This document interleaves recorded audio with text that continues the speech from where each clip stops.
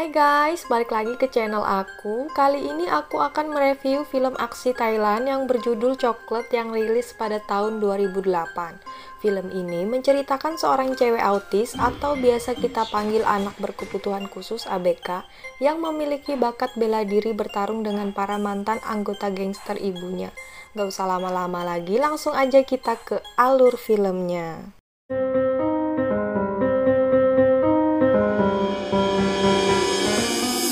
Di awal film, diperlihatkan dua gangster yang sedang konflik memperebutkan wilayah.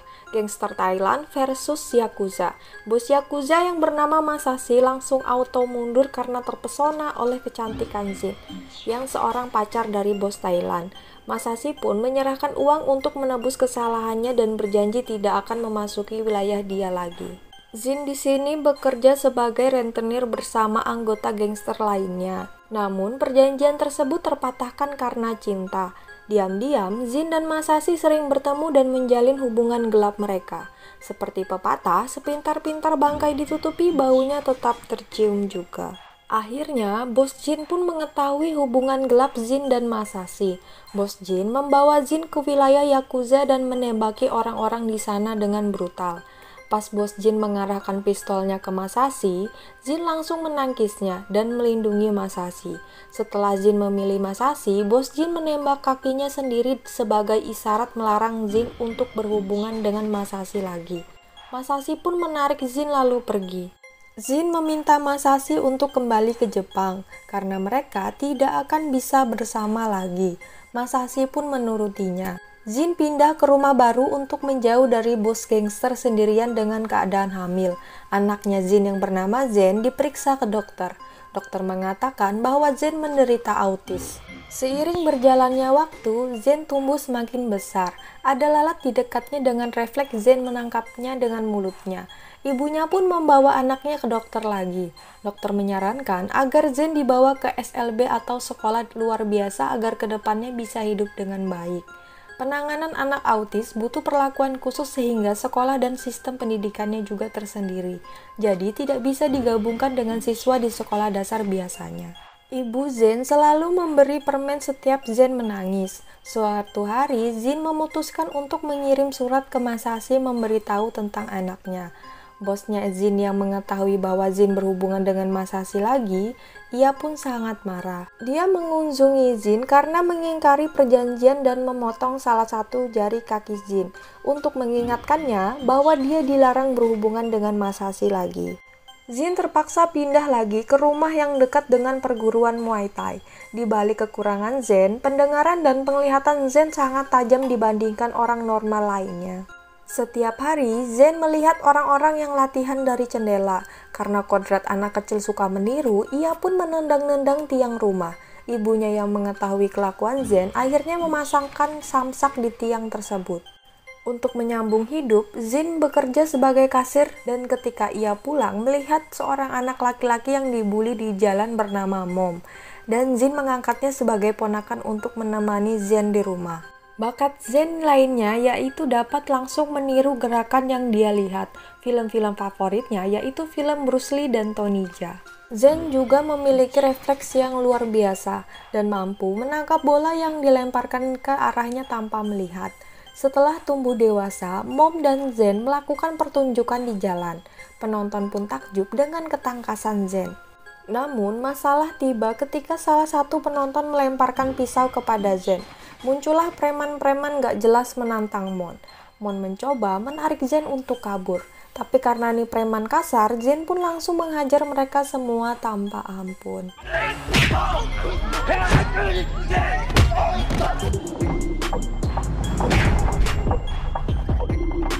Sesampainya di rumah, Mon mengobati Zen. Diketahui kelemahan Zen yaitu takut sama lalat. Mon punya ide untuk mengajarkan Zen jika dia berkata lalat, Zen harus menghindar. Awal latihan masih pakai bola, terus pas mau lempar pakai pisau, ibunya pun melihat dan langsung memarahi Mon. Mon berdalih bahwa ia hanya ingin Zen bisa melindungi diri sendiri. Mon memberikan uang untuk biaya pengobatan Zen dari hasil pertunjukannya dengan Zen. Berlatar belakang rumah sakit, Jin akan dirawat selama beberapa hari. Zen dan Moon duduk di lobi rumah sakit. Zen enggan pulang, ingin menunggu ibunya. Di sini ibunya terkena kanker dan harus menjalani pengobatan berkali-kali. Anak autis biasanya kalau rutinitasnya dirubah, ia akan marah. Seperti Jin yang biasanya ada di rumah tiba-tiba nggak ada. Setelah dibujuk Moon begitu lama, akhirnya Zen pun mau pulang. Mereka pun pergi melakukan pertunjukan lagi di area yang berbeda. Ada anggota gangster yang lewat melihat mereka dan memberikan uang yang besar. Setelah selesai, mereka duduk di tepi sungai. Zen bertanya seperti anak kecil pada Moon mengenai ibunya. Moon menjelaskan kalau mereka harus cari uang banyak agar ibu bisa pulang. Setibanya di rumah, Zen menonton film favoritnya yang direplay terus sambil makan permen. Moon lewat dan tanpa sengaja menyenggol rak dan menemukan catatan daftar orang yang berhutang pada Zen. Keesokan harinya, terlihat Zen yang sudah bersiap pergi seperti biasanya. Ibunya meminta maaf kalau nggak bisa pergi hari ini. Zen pun ngamuk nggak karuan dan tanpa sengaja menarik rambut palsu ibunya. Zen yang dari kecil suka mainin rambut ibunya dan sekarang jadi botak, ia pun teriak histeris. Ibunya pun menenangkan Zen. Zen yang sedih langsung memotong rambut panjangnya sendiri. Diam-diam, Moon dan Zen mendatangi pabrik es batu untuk menagih hutang. Namun bos es batu ini langsung memaki dengan kasar dan mereka pun diusir dan dilempar. Zen yang teringat kata-kata uang banyak dan ia pun langsung merengek minta uang kepada bos es. Tapi bos es malah melempar sempoa tepat di muka Zen sampai mimisan. Moon pun menarik Zen dengan paksa untuk pergi. Zen bermimpi bertarung melawan penjahat. Pas bangun, dia langsung pergi ke pabrik es sendirian menagih hutang. Sesampainya di sana, Zen dihajar sama karyawan di sana. Zen pun teringat ibunya dan film-film kesukaannya. Ia pun bangkit dan menghajar semua karyawan. Setiap gerakan yang ia lakukan sama seperti yang diperankan Tony Jaa campuran Bruce Lee.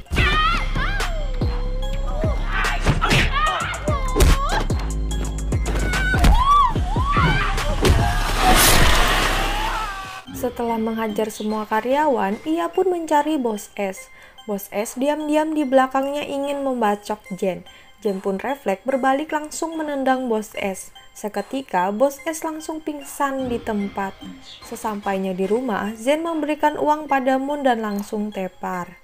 Keesokan harinya, mereka pergi menagih hutang lagi.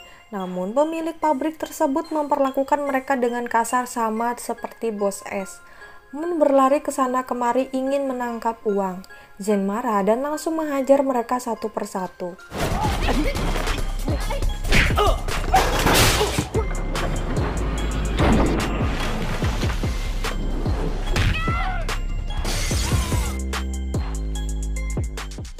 Moon hanya bisa bersembunyi karena ia tidak bisa bertarung. Zen pun mendapatkan uangnya. Mereka pun pergi ke rumah sakit. Di sisi lain, Bos Jin sudah mengetahui aksi Zen dan Moon dan akan mengawasi mereka terus. Moon dan Zen pergi ke pasar daging untuk menagih hutang. Karena di sana banyak lalat, Zen pun merengek minta pulang. Pas di rumah, diam-diam Zen balik lagi ke pabrik daging. Moon yang sadar kalau Zen gak ada, ia pun langsung menyusulnya. Zen hanya bisa berdiri sambil ketakutan. Bos daging mendekati Zen. Ia tahu bahwa cewek aneh ini adalah anaknya Zen. Zen langsung meminta uang, tapi bos daging menantangnya. Seketika, Moon datang membawa raket nyamuk. Jiwa barbar Zen langsung bangkit dan menghajar mereka semua.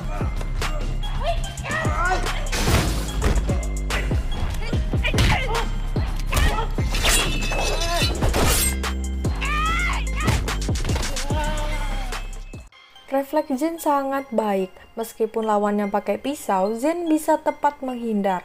Baju Zen terkena besetan parang. Zen pun mengambil tongkat besi untuk dijadikan senjata. Bos daging terperangah oleh kemampuan Zen. Bos daging heran utangnya nggak seberapa tapi kenapa harus separah ini. Karena sudah kesakitan, bos daging pun memberikan uangnya. Keesokan harinya, ibu Zen melihat anaknya yang lebam-lebam.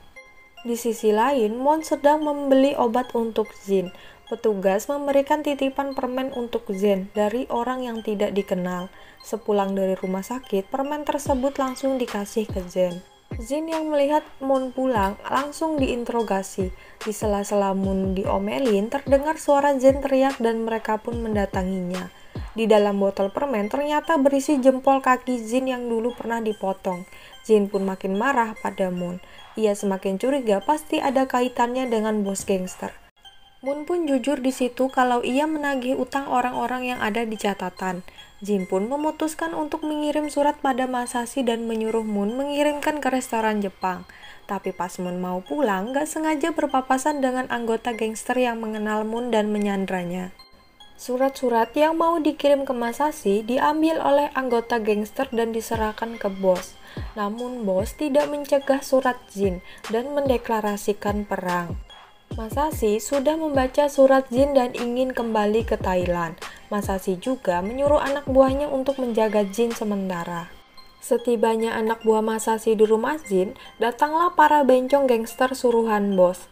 Anak buah Masashi yang ngumpet di bawah kursi langsung nembak semua bencong lalu melaporkan kepada Masashi. Pas lagi asing ngobrol, tetua bencong muncul dan menembaknya. Masashi meminta restu pada tetua Yakuza untuk bertarung. Jin berpindah ke Jin yang lagi nego agar ponakannya dipulangin. Karena nego nggak bisa diselesaikan, akhirnya mereka pun akan perang. Jin dan bosnya saling gelut. Lalu Jin menusuk bosnya pakai sumpit rambutnya. Ketika hendak lari, bosnya menembak kakinya. Jin pun datang ingin menyelamatkan ibunya. Di saat Jin berkelahi, Jin menembak semua gangster di situ.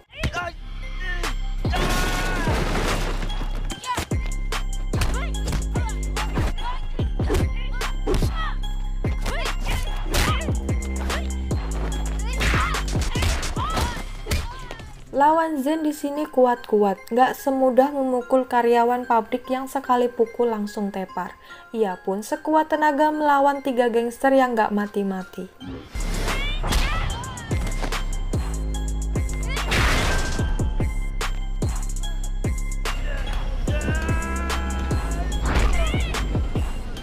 Jin melihat ibunya dibawa bos gangster ke aula tengah. Banyak anggota gangster berdatangan. Mau nggak mau, Jin menghajar mereka semua demi keselamatan ibunya.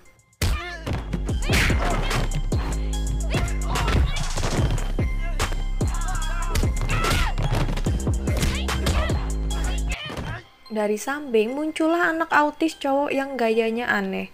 Dia juga punya teknik yang Jin nggak bisa tangkis. Karena Jin cepat belajar, ia pun menirukannya. Seketika ia langsung menghajar balik dengan jarak dekat.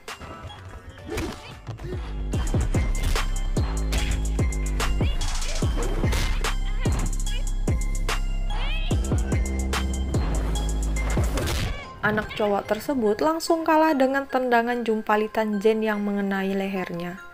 Akhirnya Masashi pun datang. Ia mengeluarkan pistolnya. Karena nih anggota gangster cukup banyak, jadi Masashi pakai teknik pedangnya. Jin bingung di situ. Ia heran kenapa laki-laki itu melindungi ibunya. Dari arah belakang, bos ingin menusuk Masashi, namun dengan cepat Jin melindunginya. Masashi pun langsung menebas balik sambil menggendong Jin. Tapi bos gangster ini nggak modiar-modiar dan langsung menyeret Jin. Di situ Masashi sudah tumbang. Jin pun bangkit dan langsung mengambil sarung pedang, lalu menghajar menggunakan teknik mematikannya. Bos gangster menyeret ibu Jin sampai ke atap gedung. Moon mencoba menghentikan bos pakai pistol, tapi bos langsung melempar Jin ke arah Moon dan langsung merebut pistol dan menembak Jin kena dadanya. Lalu mereka kejar-kejaran di papan nama bak Spiderman. Di bawah banyak orang yang menonton aksi mereka. Jin tanpa ragu menghajar anak buah gangster satu persatu sambil mengejar bos.